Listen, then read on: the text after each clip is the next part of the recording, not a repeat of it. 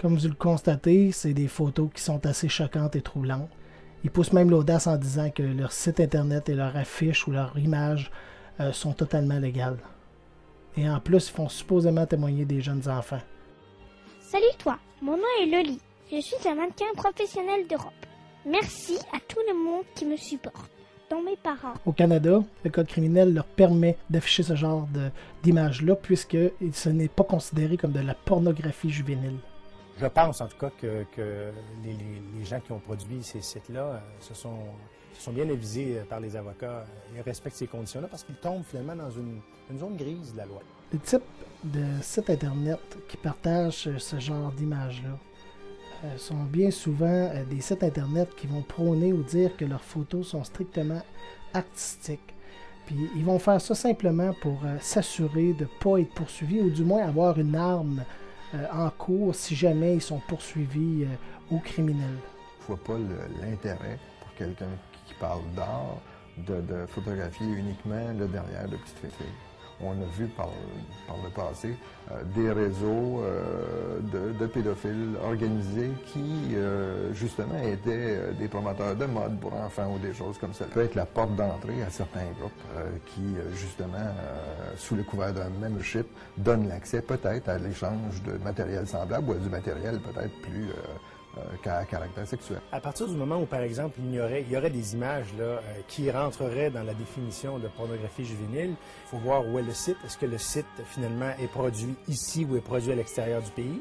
Est-ce qu'il est hébergé ici? Parce qu'évidemment, il pourrait être produit à l'extérieur, mais quand même hébergé par un site, pourrait être hébergé ici au Canada, auquel cas il y aurait une matière à intervenir. La Sûreté du Québec refuse tout commentaire, prétextant que la police ne peut rien faire sur les sites Internet de ce genre-là, qui sont à la limite de la légalité, parce que les enfants ne sont pas complètement nus.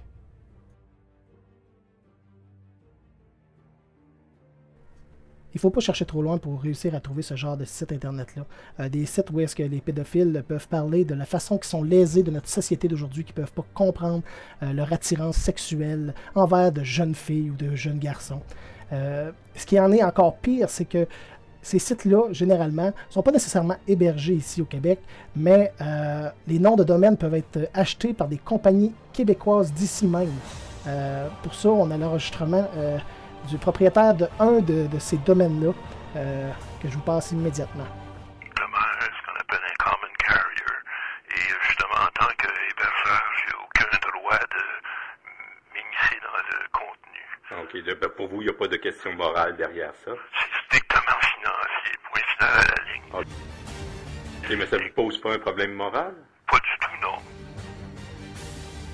Je pense qu'à un moment donné, le législateur pourrait très bien amender le code criminel et amender la définition, finalement, de pornographie juvénile ou pour, finalement, prévoir ce genre de situation-là où il n'y a pas de nudité, il n'y a pas rien de sexuel explicitement parlant, mais il y a une forme d'indécence, si on veut. Le problème est beaucoup plus présent qu'on ne le croit, même ici au Québec. Laissez-moi vous aider à faire un retour en arrière de près de 10 ans. La chasse aux pédophiles ne date pas d'hier, mais nous préférons nous fermer les yeux chaque fois. Une adolescente de 14 ans a réussi à piéger des pédophiles sur Internet, mais ce qui est étonnant dans tout ça, c'est qu'elle a réussi à faire ça avec une facilité déconcertante. Ça donne froid dans le dos en entendant cette histoire et ça démontre à quel point qu'il faut surveiller les enfants et les adolescents qui utilisent Internet régulièrement. C'est donc cette adolescente de 14 ans qui a décidé de piéger 3 pédophiles en très peu de temps. Voici les explications de Josée Lagagnère.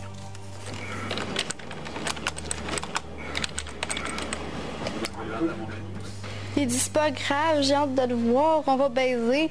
J'ai dit, voyons, là, ça se peut pas.